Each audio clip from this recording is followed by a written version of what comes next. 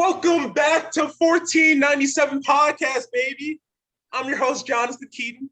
Right beside me is Michael Wood. And I know you notice a third face right in the middle. Yeah, that's right. That's that tight end. 6'5", 210 pounds out of Park Ridge, Illinois. Went to Maine South. My man, Chris Petrucci. Yes, sir. Chris, how you doing today? I'm doing all right. How about yourself? I'm doing pretty good. How about you, Mike? How you doing? I'm doing great. Big basketball games tonight, and we got an interview. So, good day. Yeah, it is a good day. Speaking of basketball, before we get into the interview, Chris, are you a big basketball guy? Even though the Bulls aren't doing so hot, I still watch from time to time, but it's all right. Okay. So before we get into your interview, who do you have winning the NBA Finals? Who do you think is going to win? Dude, I think it's Giannis's time. I think he's been close for the past couple of years. So I'm going to go with the Bucks. Okay. I can agree with that to a certain extent, but it's your day, so I'm gonna let it slide. I'm gonna let it slide for just now.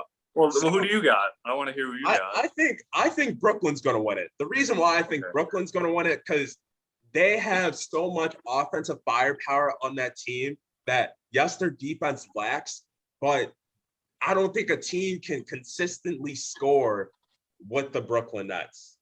So I think the Nets are gonna win it. Okay. I'm with you, Chris. It's gonna be the Bucks. Or the Lakers. If they get out of the first round, I think it's going to be Bucks Lakers. If not, the Bucks are going to win. But yeah, John's wrong. We'll see. Rah. Well, I'll get to you later, buddy. I'll get to you later. So my first question for you, Mr. Chris, is what started your journey of becoming a tight end? Because for what's ironic in the situation, when I started playing football because of Rob Gronkowski. And Rob Gronkowski's a tight end, and I love Rob Gronkowski, and I just love how much fun he was having. So what started your tight end journey? Well, actually, growing up my whole life, I basically played receiver, like strictly receiver. I was never really an inline tight end. And then as I got older, I started adding on some weight, so I figured I would just move over to tight end because, there's a lot less people at tight end, and it's also a different kind of position that I thought I filled a little bit better in. And then, once I started getting it down, working more at that position specifically, it kind of just took off from there, and I've been loving it ever since. Yeah, and just like you mentioned, Rob Gronkowski, Kelsey, Kittle, all those guys in the NFL, they have such a fun time doing it. So exactly, it's such a fun position to play, and it's like get to your touchdown dances and all of that, and you're not only catching the football, but you're blocking too. I think it's pretty fun. My next question for you is, who was the first person ever that you mossed? First person ever that I mossed. Damn. You're talking about practice or in a game? It's got to be a game. It's got to be a game. Gotta be. Oh yeah, it's got to be a game. It's got to be a game. Well, I think freshman year, I caught too many bodies that year. I couldn't even tell you. If you watch that highlight tape, I was just raw dogging those boys. I was up there. I was grabbing the ball. I mean, it was unfair. I was just a bigger kid than everyone, so I was just out there making plays. Yeah, I was watching. Speaking of your tape, I was watching your highlight tape before we got in.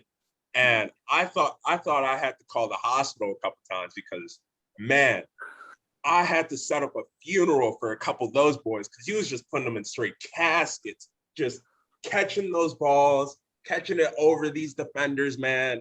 I was like, sheesh, this is water fest out here. But Mike, take it away because I know you got some questions too. All right. I'm not sure, but how long have you been on? Because you're going to be a senior next year, correct? Yeah. And so were you on varsity as a sophomore, or was this your first year on varsity? Junior year was my first year on varsity. Freshman, sophomore year, I got pulled up for playoffs. But yeah, this is my first year starting on varsity. All right. Yes. That's what I was wondering. So I was in the same boat. I went to Naperville Central. got pulled up sophomore year, not freshman year. Wasn't that good. But so you this year, obviously, you're going to Northwestern, so you're a pretty damn good football player. So what's your experience been like being a younger guy as one of the best players on the team? Like, did you take a leadership role, or did you kind of sit back and just let your play do the talking? I think as a younger player, you kind of sit back a little more and let the seniors take like the more vocal lead. But yeah, you still go out there and you let your plays do the talking for you when you're just a younger guy. So yeah. Yeah, I mean, you definitely did that from watching how you played. I just didn't know because I know Reggie at Naperville Central, he's going to be your teammate. He was a captain of the team. So I didn't know and I don't know how he was in the locker room, but I didn't know if you kind of took a vocal lead in the locker room. And then next, speaking of Reggie and a bunch of other guys that are committed to Northwestern, is Northwestern going to be a team to watch coming up in the future? Maybe when you're there a little bit after, because I know they've got a bunch of big recruits and they've been playing good with some good top teams in the Big Ten. I mean, I think for sure, man. Like saw last year, he kept it close to Ohio State. Yeah. You know, maybe they have Rashawn Slater there as well with that line. You know, maybe they go even further, but you know, still a good season regardless. And I think in the future, it's just going to keep getting better and better as we progress. So I think it's exciting. Yeah, I agree with you. I think Northwestern's not just in the Big Ten, but in the whole country, it's going to be one of the teams that continues to improve. So I'm looking forward to that and wishing you luck with them because it should be a good team. Yeah, going off of that note too, I think Northwestern, like I was talking to Chris before the show, Northwestern is a team to watch in the Big Ten. And with the talent that's coming to Northwestern in the future, next year and the year after that and the year after that, that team is going to be absolutely stacked. Oh, absolutely stacked. So I think you guys could probably win a natty. I don't know if I'm speaking out of my head, speaking out of the vision over here, but I think you guys can really win a natty with the amount of talent that's coming on your team. So me speaking on Northwestern, what made Northwestern the best option for you and your family? I mean, growing up, I used to go to all the Northwest, not all of them, but, you know, a lot of them. Definitely my favorite team growing up. You know, just watching the stadium, good atmosphere, the campus, beautiful. You know, the academics, the football, everything's on the positive. So you couldn't really go wrong. Okay. And what are you most excited about going at, like you have another year of high school. So what are you most excited about when you get out of Maine South going into college football? Like, what are you most excited about for college football? I'm definitely excited for the grind, you know, get in the weight room, you know, start adding on the pounds and then, you know, just going out there, working every day, getting better, learning like a whole new team. I think it's going to be really interesting, you know, getting to know the guys, but yeah, it's going to be exciting in the future for sure. Yeah. And I can't wait to watch you next year. I can't wait. You better be putting these kids in these body bags, man. I'm awaiting these Mosses. I'm awaiting great play from you, Chris. And one last question before we let you go, because I know you got a busy day upon you. You're a D1 football superstar. So I'm gonna give you one more question. Well, two questions added on to this. One, what is your favorite Maine South football moment? And two, what is it like going to Maine South and playing football at Maine South? My favorite Maine South football moment, definitely watching the team in 2016 bring home the state championship. You know, that was definitely a really exciting moment. Hopefully we can do that next year for this team. You know, that's always been the goal for every team, to bring home a state championship. So, you know, that would obviously be a great moment. And then what was your second question? My second question was, what is it like going to Maine South with like the football culture and everything? Yeah, I think football is definitely a big part of the culture at Maine South. You know, everyone respects the team. Everyone, you know, for like a Friday before the game, everyone's walking around with their jerseys on, people like hyping you up and stuff. It's a really great atmosphere to be at. That's awesome. That's awesome. Well, I'm excited for you next year. I'm going to be watching all your games next year. I'm excited to watch you play. So I wish you the best success. Keep grinding, man, because you're going to be a beast. You're going to be a beast. Thank you. Yeah, best of luck to you, man. All right. Thank you, guys. Thank you so much. No problem, Chris. We'll catch you on the flip. You're more than Yes, welcome sir. to come back on the show. All right. See you, boys. Later, Chris. Now, Mike, I gotta get to you. I gotta get to you now, because now we're back to the regular show. We're back. So, I know it was a sad day for you a couple of days ago, watching your Lakers go down. Kind of brought a tear to my eye too, because I was like, man, not only they went down, they got obliterated with no AD, of course. But we'll talk about that a little bit later.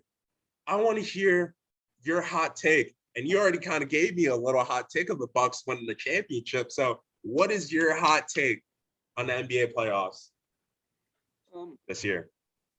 So I don't want to necessarily consider my Bucks take a hot take, because I did say at the beginning of the playoffs, the team that won the Heat versus Bucks series was going to win the East.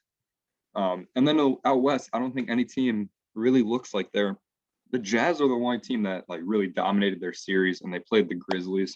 Mm-hmm. So it's not like we're like, oh yeah, the Jazz. The Suns look really good. Don't get me wrong.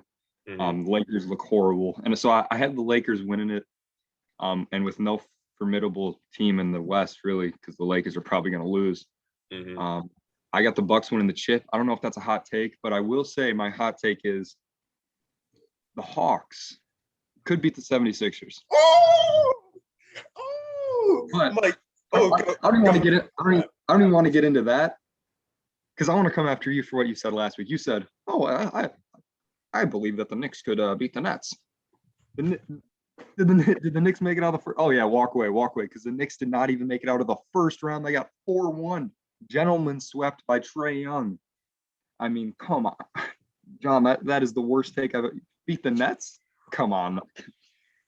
Okay. I know I'm gonna be coming. I know some heat's gonna be coming for you. Okay, let me explain myself before all this heat comes. Okay, Knicks had the best defense in the NBA regular season. So with that going in, I'm like, okay, their defense is going to be locked down. And they were able to take away one from Atlanta. And that whole series, third quarter, second quarter, first half, part of the second half, they were in every single game. But what was messing them up is those starters. And Julius Randle had a great season, but when he was out there with the starters, they were playing isolation ball. And you don't want to do that, because if that person who keeps on playing isolation ball is not going for you, you're not going to have success at all. And their bench was turning up with Derrick Rose. That's why Derrick Rose became starter. But as soon as their bench was turning up, that Atlanta Hawks offense was cooking it up too. And that trash talking just fueled their whole team. So I gotta congratulate the Hawks. I gotta congratulate the Hawks. They went to the A, then they went back to MSG, closed it out. I gotta give it up to them. I gotta give it up to them. Yeah, I can't go completely in on you, because I did pick the Knicks to beat the Hawks in that series. But you just kind of you're not going to apologize. You gave it up to him, but I think you deserve Trae Young. Trae Young. I will apologize. I will apologize. I will apologize to you and the Atlanta Hawks. I'm sorry, y'all. I'm sorry. But your hot take is the same as my hot take. Because I think the Atlanta Hawks will beat the 76ers too. And I think they'll go far in the Eastern Conference. And let me tell you why. The Hawks defense was ranked 12th in the regular season. You want to know where they're ranked now? Their defense is first, number one in the playoffs. They jumped 11 spots, and they just beat the team that had the best defense in the playoffs. And not only that, Trae Young's playing good. Bogdanovich is playing good. Everyone on that Hawks squad is playing good, and they're feeding off of each other, and they can shoot the ball very well. And the 76ers, on the other hand, I don't think Joel, I think he tore his meniscus slightly. I could be wrong, so correct me if I'm wrong. But the 76ers are able to get by without Joel, but I don't think getting by is going to be enough with this Atlanta Hawks team. Yeah, I mean, I agree. The Sixers, the one thing that they do have though is they have Ben Simmons. He can guard every single player on the Hawks lineup, but not just guard him. He can lock him down because he's one of the best, maybe the best defensive player in the league. Yeah, I mean, it's going to be interesting. I'm not saying. See, you're saying that you think the Hawks are going to beat him. I'm saying they can take him to 6 or 7. It's hard to make a hot take at this point because there's no really like teams that are like. I mean, I could be like, oh, the Mavs or the Clippers are going to come back and win the chip, but I don't believe that. Yeah, I'm close. If the Mavs win the next game, I got that one right. But I don't really have a hot take other than the Hawks are going to force at least 6 games against the 76ers. And especially, like you said, Joel, a little hobbled. It's going to be tough because Trae Young's going to be able to drive a little bit more. And, man, as an Eagles fan, I always like to see the Sixers succeed. So it's tough, but I'm with you. The Hawks are going to give them trouble. yeah, and the 76ers defense is ranked 8th, and they average 110, or their opponents average 110 points per game. And Atlanta, they can score. So yeah, and another thing, they can move the ball around too. So it's going to be interesting to watch. And if Joel's not in the lineup, I think they can truly beat them because I don't think Dwight Howard can really shut down Clint Capella because Clint Capella played really well in the series against the Knicks. My other hot take, Luka and the Mavs will not only beat the Clippers, but they will go far in the Western Conference. They will go far in the Western Conference. Reason I say that, Luka and the Mavs. Luka for game 1, 31, 11, and 10. Game 2, 39, 7, and 7. Game 3, 44, 9, and 6. Game 4, the only time he didn't score over 20 points, 19, 6, and 6. Game 5, 42, 14, and 8. Now, you remember when I said the one big key for that Mavericks offense to really spark is if KP is healthy and KP is playing good. KP is playing pretty good. And no one can really seem to stop Luka. And I was listening to First Take earlier, and I love when Stephen A. Smith said, you got a guy that won Defensive Player of the Year on the other side, and Luka's scoring like it's nothing. Like he's scoring like literally Kawhi Leonard was supposedly the best defensive player at one point. And not just Luka, Tim Hardaway Jr., you brought up last episode, is playing well. Finley Smith is playing well. That whole squad is playing really good basketball. And I think they can give, because I think that series, do they play whoever wins the Jazz, or they play whoever wins the Nuggets and the Trailblazers, correct? No, they'll play the Jazz. Okay, so I think they can give the Jazz a run for their money. I think they could beat the Jazz too. That's my other hot take. So all right, I'm not gonna completely say you're wrong, but I do have to kind of debunk the narrative that Luka Doncic is carrying this Mavs team, because him and Tim Hardaway Jr. were the only players on the Mavs to score over 20 points. Mm-hmm. Do you know what Luka shot in that game? No, tell me what Luka shot that game. Because we're talking about last night, correct? Yes, sir. When this man took 37 shots,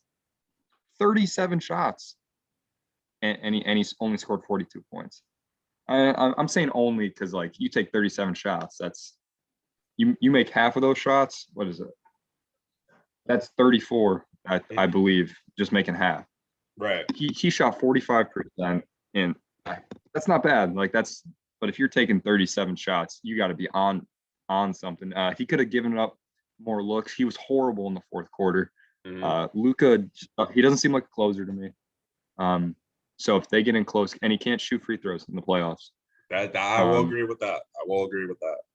So if it's a close game, the Mavs are going to need someone other than Luka, and I believe that guy's Tim Hardaway, and Finney Smith was the catalyst last game. So I do believe that the Mavs are going to be able to hang on and beat the Clippers. But if the Mavs want to go far, it's not going to be because of Luka Doncic. It's going to be because of Kristaps Porzingis, Tim Hardaway Jr., and Dorian Finney-Smith. And Luka's playing with an injury right now. He's playing with a neck contusion, Yeah. and those are hard injuries to play with. And him being able to perform like this with a neck contusion, like that, because Yeah. that can Impressive. bother you while you're shooting too. Because like you have to face a certain way, and like you have to move a certain way too. So that could really play a part. And then going back to your point with him taking 38 shots, there's a man. RIP to this man too. There's a man named Kobe Bryant that did that a lot in Los Angeles, where he would take a bunch of shots, scored like 30 plus points, and he would still lead his team to the win. And they would know, like he would do that from game in and game out too. So I don't think like him taking the shots is like taking all the shots is truly a bad thing. I think it's him just telling himself, if I'm hot, I'm a shoot. And if I'm not making them, then I got other teammates that can pick up the slack that I'm not throwing down for them. Ah, man, I don't want to hear Luka compared to Kobe as a No, scorer. I was just comparing like the shots. Okay. But Kobe was clutch. Luka, Yeah. I've seen him make a game winner. But it's not like when it's clutch time. Sure, he can make a game winner or two, but when it's clutch time, I'm not sure I want the ball in his hands. Whereas a guy like Kobe Bryant, I don't care if Kobe takes 10 shots in the last 2 minutes. Right. Because that's Kobe Bryant. If Luka's taking 10 shots in the last 2 minutes, from what I've seen in the playoffs, he's not making them. Because go ahead. My bad. Yeah, but I mean, he's playing really well. I can't discredit him for how he's playing. I mean, it's just from what I've seen, he's not a closer just yet. He could turn that around. In the regular season, because there's a couple times, once against the Celtics, Luka had the ball in his hands in clutch time and hit game winners. Pretty sure he hit a game winner in the bubble last year against the Clippers, I think. I'm pretty sure it was against the Clippers. The step back. Yeah, so I think he's clutch to a certain extent, because if you put him on the free throw line in clutch situations, I don't think he'll be able to make it. But in like the sense of him being clutch in those times, and with those backing up, I think he's clutch. But to a certain extent, like Kobe, the only reason I brought up Kobe because like the shots, but like Kobe is in like a whole different stratosphere when it comes to being clutch. Yeah. All right. Now the man that wears number 30 in Golden State. Ooh! I'm not even gonna bother with this question, but I'm gonna ask you. My answer is yes. Period. End of story. Will Steph re-sign with the Warriors? I forgot that was the question. I thought you were saying he would leave. I'm not gonna even answer it either. I'm gonna say yes. Period too. All right. End of story. Next topic then. Suns and the Lakers recap. We kind of got into it a little earlier, but as Young Thug said, everything is litty, and Phoenix is hot. Phoenix is hot. After game 2 or game 3, they have completely eliminated the paint for the Los Angeles Lakers. And for the Lakers, that's their offense, getting it into the paint, especially LeBron, like driving to the paint, kicking it out, corner shot, KCP makes it, you move on, play defense. That's their whole offense. Now they're forced to shoot the ball, and they have the worst 3-point percentage in the playoffs right now at 30.2%. So they're getting out-rebounded, and Phoenix is stopping them in the paint. Well, like, how is this really it for the Lakers? That's a great question. As much as I hate to say it, I believe it is. As great as LeBron is, Anthony Davis is shaken up. 80 stands for always damaged. And it's really sad to see because a lot of people including myself, picked the Lakers to win it all. But they are a 7 seed, so it was no 7 seed has ever won the championship. So really, myself and everyone else who picked the Lakers is asking a tall task. But of course, LeBron's on the team, so they're going to catch a lot of heat for losing to the 2 seed. Mhm. But can they turn it around? It's tricky because, like you said, they're eliminating the paint. But really, the Suns don't have guys that are big enough and bigger or stronger than LeBron, Andre Drummond, and AD. But AD's not playing. But still, LeBron and Andre Drummond, DeAndre Ayton is not stronger than Andre Drummond. Jay Crowder, yeah, that's basically LeBron's son at this point. We've seen LeBron eliminate Jay Crowder so many times from the Yeah. playoffs. But the Suns are hitting shots, the Lakers aren't. And that's really the end of the game. Like they're shooting so much better. And you see all their guys are playing well. The Lakers really in that game 5, as LeBron said, they got their ass kicked. It was really, and LeBron did not play well, but he was the only one who played even close to what I would consider even an NBA level. So everyone else should be in the G League because that was horrible. Yeah, and especially with Dennis Schroeder too. Like you want a multi-million-dollar deal, and you score 0 points, and you don't hit any of your shots. Like if I'm Rob Pelinka, I'm thinking to myself like, Dennis, you're lucky I'm not sending you to the G League or anything right now. Like no disrespect or anything, but you're lucky that you're not being traded to another team because we're in the playoffs. Laker basketball is built in the playoffs with Magic, Kareem, Shaq, late great Kobe Bryant, Paul Gasol. Like I can go on and on and on. And none of those, like when they got beat, everyone scored on that team. But you to score 0 points and didn't make any of your shots, like come on, Dennis Schroeder, come on now. And I'm not gonna count out the Lakers just yet because LeBron in his game 6 history in the playoffs, he's came back and brought them back into a game 7 situation. So it all comes down to the game, and it all comes down to if Anthony Davis plays. I think he should play. He's just got to tough it out. And with some of the late great performances with like people getting injured, I want to bring up the 1989 NBA Finals between the Bad Boy Pistons and the Los Angeles Lakers. Or no, was that 19? I think it was 1989. Yeah, it was 1989 because then they went back, won in 1990. And then, yeah. So Isaiah Thomas gets injured. It was a left ankle sprain. And I don't know about you, but like ankle sprains hurt bad, like hurt very bad. One time I had to walk home on an ankle sprain. That was not it. But that's besides the point.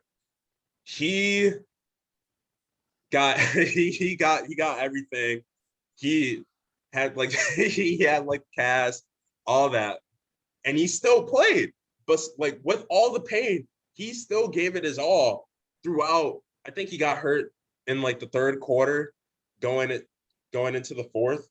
So he played all of that, and I'm pretty sure they won the game too. So the reason I'm saying all this is I think AD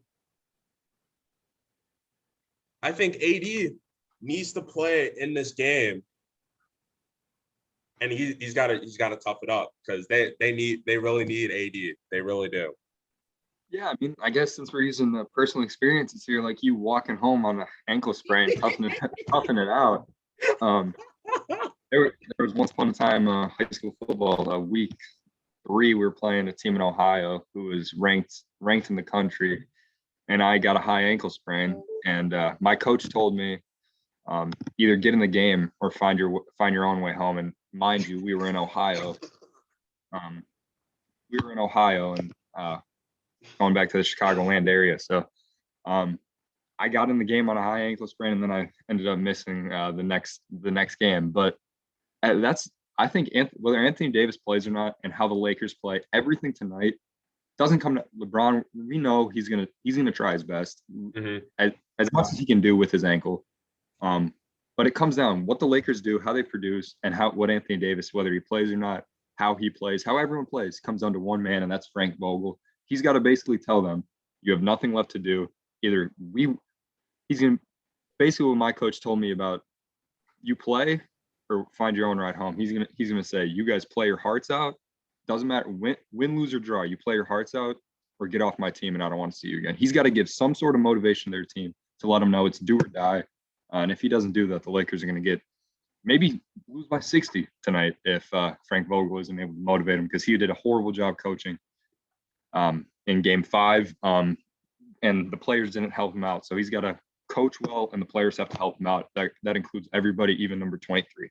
Yeah, and last thing I'll say about this topic is the Suns haven't been in like this situation since the mid 2000s with Steve Nash, Mark Stoudemire, Grant Hill, and it was against the Lakers too. So I think Phoenix is not that far from Los Angeles, and I think these diehard Suns fans are going to travel to Los Angeles and they're going to cheer on their Suns. And Monty Williams is doing a great job in Phoenix right now, and having Chris Paul in that locker room off the court it's very, very big for them, because he's giving that leadership and he's giving them that motivation that they truly need, especially with the young team trying to close it out. Speaking of closing out, the Toronto Maple Leafs cannot do that. They lost. They were up 3-1 to the Montreal Canadiens, and we don't need to talk about hockey. I just needed to talk about this. They were up 3-1 against the Montreal Canadiens. Montreal Canadiens came back and won the series. And ever since 2012 and 2013, they cannot get out the first round. They lost the 6th in the first round against the Caps, lost the 7 against the Bruins, lost 7 again against the Bruins, lost in the qualifying round, and then this year they blow a 3-1 lead. What does this say? What does this say about the Toronto Maple Leafs team, Mr. Wood? Well, you see, I'm not a huge hockey guy. I'm trying to get into it, but yeah, like it started back in 2013 in a Game 7, and they were up 4-1 against the Boston Bruins with 10 minutes left, and then they were up 4-2 with a minute and a half to go, and they ended up losing the game. To the Toronto Maple Leafs, I don't know what it is. So you're in Toronto, and this is every other team pretty much. Okay, most of the other teams in the NHL are in America, and Canada's supposed to be superior at hockey. I know you're not all Canadians there, but I mean they got to get it done. I'm not going to name players. I don't know players, but what it says is they either get too cocky, or they just can't close out. And I'm going to say that they can't close out because I don't think they're celebrating early, because they know anything can change on a dime. Mm-hmm. But it happens in all sports where teams get a little they just can't do it. They can't close. We've seen that with the Clippers in the NBA, and I guess Maple Leafs are the Clippers NHL. Yeah, they get too comfortable, and like Drake said, and BB King freestyle, they get too comfortable in their spot and they get knocked out of it. So you can't get too comfortable in a spot like that. And yeah, that's Toronto. Toronto Maple Leafs, y'all got to do better. Y'all got to do better. Thank you, Chris Petrucci, for coming on to the show. I know Chris is gone, but thank you so much for coming on to the show. Please subscribe to us and like and comment, because we're posting on YouTube. Follow us on 1497 Podcast or on Instagram, on TikTok. We're on all podcasting platforms. Leave us a comment. If we got to do anything better, tell us. We love the criticism, and the criticism makes us better. So we love that. We love y'all. Thanks for listening. If y'all still listening, or tell your friends, tell your family, tell your colleagues, tell your dog, tell your TV, tell your PlayStation friends, tell whoever about 1497 Podcast, because we want you guys with us while we're climbing up Mount Everest, and we want to get to the top with you guys. So as always, trust the process, peace and love. Oh, Mike, you got one more thing. You got one more thing. Yeah. One more thing before we go. Suns in 6. LeBron is sorry. MJ's the GOAT. All right. Oh! Stay smooth. You heard it here. You heard it. Wait. I'm just kidding. LeBron's still the GOAT. But Lakers are done. Yeah. Nah. See ya. All right. Peace.